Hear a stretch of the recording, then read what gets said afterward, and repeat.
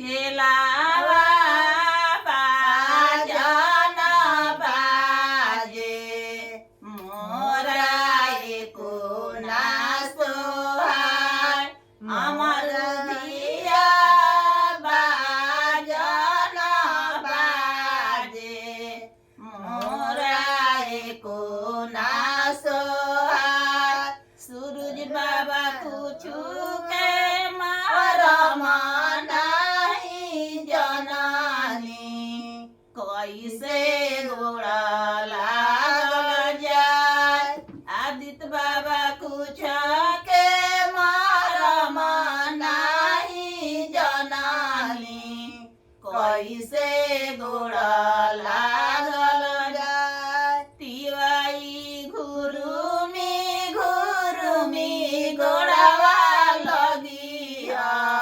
पूजी है मानसा तो भरी है गोदिया तो सारी बाजन बाजे मोरा एको ना सोहाय नरियरा बाजन बाजे मोरा एको ना सोहाय सब फलवा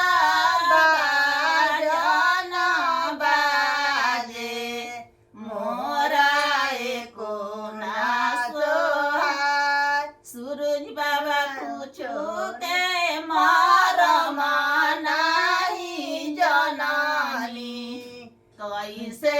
गोड़ा लागल जाय कैसे गोड़ा लागल जाय आदित्य बाबा कुछु के मरम